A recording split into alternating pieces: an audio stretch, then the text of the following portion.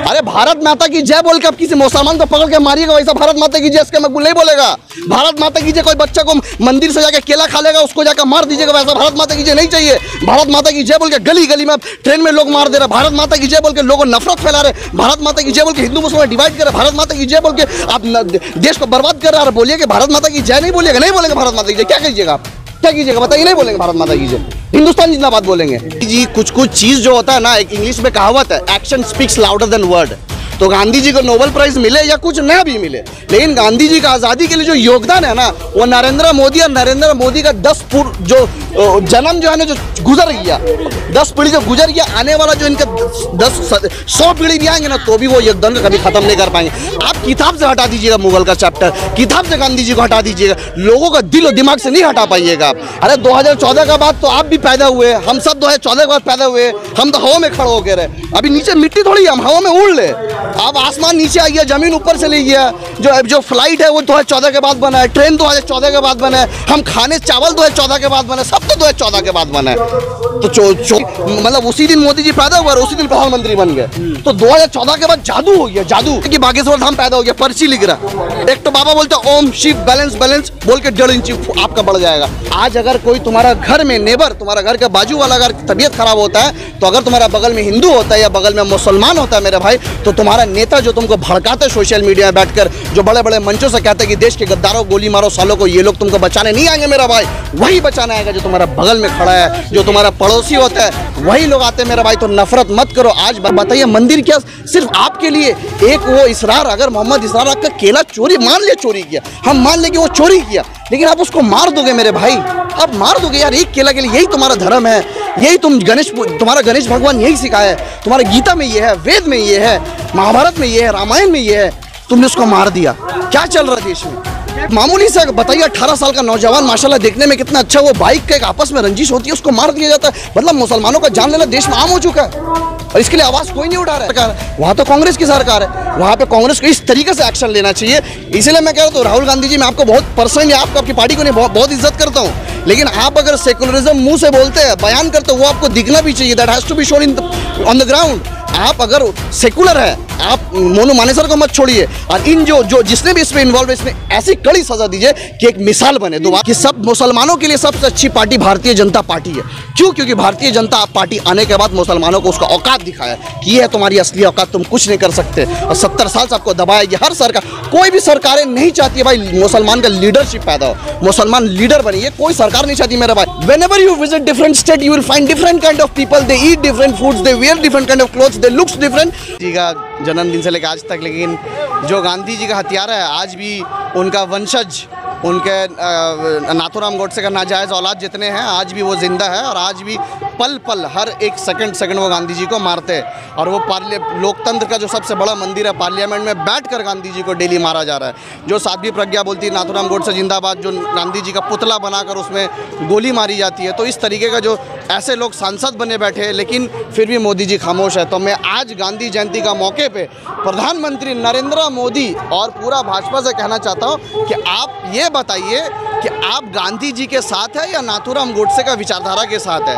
आज बताइए, आज यहाँ पे कलकत्ता का धर्मतल्ला गांधी मूर्ति का सामने बगल में भाजपा का प्रोग्राम चल रहा है, लेकिन इतना बेगैरत सरकार है ये भाजपा, ये मन से कह रही है कि तृणमूल भ्रष्टाचार है, तृणमूल ऐसा है, तृणमूल वैसा। उनको जाके बोलिए, ज़रा सा थोड़ा सा बोलिए कि ये बात बोल देने कि नाथूराम गोडसे मुर्दाबाद, एक बार बोलने बोलिए, वो नहीं बोल पाएंगे, मेरा चैलेंज है, नहीं बोल पाएंगे।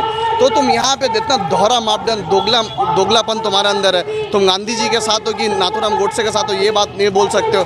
आज देखिए गांधी जी का नॉन वायलेंस मूवमेंट था, उनको हम लोग सब समर्थन करते हैं, लेकिन अभी जो वक्त आज़ाद देश में आज़ादी की ज़रूरत है, क्योंकि हम लोग आज़ाद तो हो गए, लेकिन फिर भी देखिए कहीं ना कहीं गुलामी। देश में जो जिस चीज़ के लिए आज़ादी हम लोगों को मिली थी कि चाहे भेदभाव नहीं होगा, हिंदू मुसलमान एक साथ मिलेंगे, आज़ादी में सबका एक समान उन लोग का योगदान था, लेकिन उसके बावजूद भी आज जिस दौर से हम लोग गुजर रहे, हर गली गली में नफरत हो रहा है। पहले तो सड़क से लेकर अस्पताल, ट्रेन, आज पार्लियामेंट तक वो पहुंच गया। 2 दिन पहले देखिए राजस्थान में इकबाल को मार दिया गया। तो ये जो जिस तरीके से ये नफरत चल रही है, इसके लिए हम लोग को लड़ना है। लेकिन हमेशा आप ये बोलिए कि मोहब्बत नफरत का रिप्लाई हम लोग मोहब्बत से देंगे, ऐसा नहीं होता। अगर इतना ही मोहब्बत होता तो फिर भगत सिंह भी ना बनते, न नेताजी सुभाष चंद्र बोस भी बनते। तो वक्त के एतबार से, हालात के मुताबिक जहाँ आपको मोहब्बत का ज़रूरत है वहाँ मोहब्बत का पैगाम लेकर जाइए, और जिस जगह में आपको लगता है कि भगत सिंह जैसा रिप्लाई देना चाहिए उस तरीके का वैसा रिप्लाई देना चाहिए, और जहाँ लगता है आपको कि नेताजी सुभाष चंद्र बोस बनना चाहिए वहाँ नेताजी सुभाष चंद्र बोस बनने की ज़रूरत है। नहीं, देखिए अब अगर आप आज़ादी का बात करें तो आज़ादी में तो पूरा क्रेडिट गांधी जी को आप नहीं दे सकते ना। बेशक एक बहुत बड़ा नाम है, इनका बहुत बड़ा हाथ है, लेकिन आज़ादी में बहुत कोई का नाम था। आलिम से लेके, उलेमा से लेके, पंडित से लेकर नेताजी बोलिए, भगत सिंह बोलिए, न जाने सैकड़ों नाम है, कितना नाम लीजिएगा। अगर आप यहीं पे डिवाइड करना शुरू कर दिए कि आप नेताजी को मानते हैं कि गांधी को, तो इसका मतलब आप हमको यही डिवाइड कर दे रहे। हमें यहाँ डिवाइड नहीं होना, हमें यहाँ पे सबका, जो देश का आज़ादी के लिए लड़े, जो देश का सेकुलरिज्म थॉट्स को बचाने के लिए लड़ा, हमको सबको लेकर चलना है। इसीलिए तो मैंने कहा जहाँ पे गांधी जी का विचारधारा को रखना है उस जगह हम गांधी जी का विचारधारा को रखेंगे। जहाँ पे लगता नहीं कि अब वक्त हमको बोल रहे कि नेताजी बनने का, नेताजी सुभाष चंद्र बोस बनने का, वहाँ नेताजी सुभाष चंद्र बोस बनेंगे। जहाँ अशफाकुल्ला खां बनने का बोलेगा वहाँ अशफाकुल्ला खां बनेंगे। तो जिस हालत में जैसा हमको रूप लेना पड़ेगा उस तरीके से लेना पड़ेगा इस देश में, बस यही है। जिस तरह से नफरत का माहौल बोला जा रहा है उसमें आपको क्या लगता है कि गांधी जी का आइडियोलॉजी काम करेगा? ये देश का नफरत जो है ये तभी रुक सकते जितना बड़े बड़े सेकुलर पार्टी है, अपना रीजनल पार्टी है जो खुद को सेकुलर कहते हैं, ये लोग जो बीजेपी के खिलाफ लड़ रहे, बीजेपी के खिलाफ लड़ने से आप कभी नहीं नफरत से जीत पाइएगा। आपको राहुल गांधी जी की तरह आइडियोलॉजी पे अटैक करना है, इनके जो विचारधारा के खिलाफ लड़ना है। जिस तरीके से राहुल गांधी जी अब आरएसएस के खिलाफ, हिंदुत्व आतंकवादी के खिलाफ जिस तरीके से बयान देते, जिस तरीके से हिंदुत्व आतंकवादी को एक्सपोज करते, कि जब Rahul Gandhi ji when Rahul Gandhi differentiate between Hinduism and Hindutva, जब ये दो डिफरेंशिएट करते तो इसमें राहुल गांधी बताते कि हिंदुइज्म क्या है और हिंदुत्व क्या है। तो ये जो राहुल गांधी करते हैं, मैं कहता हूँ कि हर सेकुलर लीडर इस चीज़ को बताए कि देखो हिंदुइज्म अलग और हिंदुत्व अलग है। जो बीजेपी आरएसएस करी वो हिंदुत्व एक आतंकवादी को, भगवा आतंकवादी को फैलाना चाह रहा है। तो इस आइडियोलॉजी के खिलाफ लड़ना हर सेकुलर पार्टी को। अगर आप बीजेपी का नीति पर अटैक कीजिएगा, बीजेपी कल नीति चेंज कर देगा। बीजेपी, आप बोलिएगा बीजेपी 2 करोड़ नौकरी नहीं दी, कल बीजेपी 1 करोड़ नौकरी दे देगा। आप बोलिएगा बीजेपी 200 रुपये पेट्रोल कर दिया, कल 100 रुपया कर देगा। लेकिन उस सब नफरत से नहीं जीत पाइएगा। अगर आपको नफरत से जीतना है तो उसको आइडियोलॉजी पे अटैक करना है, उसको आइडियोलॉजी पे आपको गिराना है। उसको भी नमन कर, प्रधानमंत्री जैसे आपने बोला गांधी जी को नमन करते, वही प्रधानमंत्री जो साध्वी प्रज्ञा गांधी जी का पुतला बना के गोली मारते, उसको पार्लियामेंट में उसको बोलते कि जिसने किया हमें बहुत दुख, हम दिल से माफ नहीं करेंगे, लेकिन उसको संसद बनाया बरकरार रखा जाता है। तो ये दोहरा मापदंड है, दोगलापन है। प्रधानमंत्री को आज बोलना चाहिए नाथूराम गोडसे मुर्दाबाद और गांधी जी जिंदाबाद। अगर प्रधानमंत्री सच में 56 इंच का सीना है, प्रधानमंत्री का जो बोलते हैं कि 56 इंच का सीना है, लाल आके, पीला आके, ब्लू आके, तो प्रधानमंत्री बोल दे कि नाथूराम गोडसे मुर्दाबाद। देखिए ना भाजपा यहाँ पे कह रही है, बड़ा बड़ा लेक्चर दे रही है बगल में। बोलिए जाके, आप एक बार पूछे कि बोलिए नाथूराम गोडसे मुर्दाबाद, बोलिए। अब यहाँ पे गांधी जयंती का दिन, जहाँ पे मुबारकबाद देने का दिन है, जहाँ पे इतना जो फादर ऑफ द नेशन है, जिसका जो गांधी जयंती सेलिब्रेट करने का दिन है, वहाँ भी बोले तृणमूल भ्रष्टाचार, तृणमूल ऐसा किया, तृणमूल ऐसा किया। इसका मतलब ये भाजपा और आरएसएस जितना भगवत चड्डी है, इन लोगों को जो है, इन लोगों को हमेशा हर जगह राजनीति करना है। इन लोग को हर जगह राजनीति करना है और नफरत का राजनीति करना है। इनको, इनका जुबान में मोहब्बत ही नहीं है। एक सांसद एक सांसद में बैठकर ये कह रहा है कि मुल्ले कटवे न जाने क्या क्या बात, तो उनसे क्या मोहब्बत आपने किया? उनका माँ बहन को गाली दिया था, क्या प्रोवोक किया था बताइए? आपको पता है जब बहस होता है तो एक क्रॉस अटैक हमेशा होता है, लेकिन आपको अपना जुबान पे, आपका अल्फाज में आपको कायम रहना चाहिए कि आप 10 लाख 12 लाख जनता का चुने हुआ सांसद है, आप कुछ भी बोल दीजिएगा। आज माता की जय बोल के आप किसी मुसलमान को पकड़ के मारिएगा, वैसा भारत माता की जय इसका मकबूल नहीं बोलेगा। भारत माता की जय, कोई बच्चा को मंदिर से जाकर केला खा लेगा उसको जाकर मार दीजिएगा, वैसा भारत माता की जय नहीं चाहिए। भारत माता की जय बोल के गली गली में ट्रेन में लोग मार दे रहे, भारत माता की जय बोल के लोगों नफरत फैला रहे, भारत माता की जय बोल के हिंदू मुसलमान डिवाइड कर रहे, भारत माता की जय बोल के आप देश को बर्बाद कर रहे हैं। बोलिए कि भारत माता की जय नहीं बोलिएगा, नहीं बोलेंगे भारत माता की जय, क्या कीजिएगा आप? क्या कीजिएगा बताइए? नहीं बोलेंगे भारत माता की जय, हिंदुस्तान जिंदाबाद बोलेंगे। अब तक नोबेल जय हिंद बोलेंगे। अब तक नोबेल पीस प्राइज नहीं मिला है गांधी को। अरे देखिए, गांधी जी कुछ चीज़ जो होता है ना, एक इंग्लिश में कहावत है, action speaks louder than word. तो गांधी जी को नोबेल प्राइज़ मिले या कुछ ना भी मिले, लेकिन गांधी जी का आज़ादी के लिए जो योगदान है ना, वो नरेंद्र मोदी और नरेंद्र मोदी का 10 जो जन्म जो है ना, जो गुजर गया, 10 पीढ़ी जो गुजर गया, आने वाला जो इनका 100 पीढ़ी भी आएंगे ना, तो भी वो योगदान कभी ख़त्म नहीं कर पाएंगे। आप किताब से हटा दीजिएगा मुगल का चैप्टर, किताब से गांधी जी को हटा दीजिएगा, लोगों का दिल और दिमाग से नहीं हटा पाइएगा आप। गांधी जी और जो देश का जो भी आज़ादी के लिए लड़ा, सिर्फ गांधी जी को मैं क्रेडिट नहीं देता हूँ, मैं सिर्फ गांधी जी को, हाँ भले भले बड़े नाम थे, लेकिन वक्त के एतबार से आपको हर रूप लेना पड़ेगा। आपको गांधी जी का रूप लेना पड़ेगा, नेताजी सुभाष चंद्र बोस का रूप लेना पड़ेगा, भगत सिंह का रूप लेना पड़ेगा, अशफाकुल्लाह खां का रूप लेना पड़ेगा। जितना आलिम उलेमा हमारे देश के लिए शहीद हो गए, देश के लिए आज़ादी के लिए जान दी थी, वक्त वक्त में सबका हमें रूप लेना पड़ेगा। सिर्फ नॉन वायलेंस जहाँ नफरत का रिप्लाई आप मोहब्बत से सॉल्यूशन हो सकते तो वहाँ पे सॉल्यूशन देंगे मोहब्बत से। जहाँ पे देखेंगे मोहब्बत इनको हजम नहीं हो रहा तो फिर जैसा समझेंगे उस तरीके से। 2014 का बाद तो आप भी पैदा हुए, हम सब 2014 के बाद पैदा हुए, हम तो हवा में खड़े हो गए रहे। अभी नीचे मिट्टी थोड़ी है, हम हवा में उड़ ले। अब आसमान नीचे आ गया, जमीन ऊपर से ले गया। जो फ्लाइट है वो 2014 के बाद बना है, ट्रेन 2014 के बाद बना है, हम खाने चावल 2014 के बाद बना है, सब तो 2014 के बाद बना है। तो 2014 के बाद आज़ादी हुआ, 2014 के बाद मोदी जी प्रधानमंत्री, मतलब उसी दिन मोदी जी पैदा हुआ और उसी दिन प्रधानमंत्री बन गए। तो 2014 के बाद जादू हो गया, जादू ऐसा तो जादू हो गया कि बागेश्वर धाम पैदा हो गया, पर्ची लिख रहा। एक तो बाबा बोलते ओम शिव बैलेंस बैलेंस बोल के 1.5 इंच आपका बढ़ जाएगा। तो यही चल रहा है देश में यही चल रहा है। देश का कोई मतलब नीति नहीं है कि देश को कैसे आगे बढ़ा। आज बताइए, दुनिया में सबसे ज़्यादा युवा वाला देश हमारा हिंदुस्तान है। आज हमें दुनिया में सबसे पावरफुल होना चाहिए, दुनिया में सबसे ऊपर स्थान में होना चाहिए। मीडिया का स्तर गिरा हुआ, हर चीज़ में हिंदुस्तान नीचे है। सिर्फ बड़ा बड़ा लाल आँख पीला, अरे लाल आँख पीला 56 इंच का सीना नहीं चाहिए मोदी का। किसको दिया जाता है? जो अच्छा काम करता है उसको दोबारा मौका दिया जाता है। जब आप 5 साल बर्बाद कर दिए, बेड़ा घर कर दिए, देश को पूरा मिट्टी में मिला दिया, तो आपको मौका क्या देना चाहिए?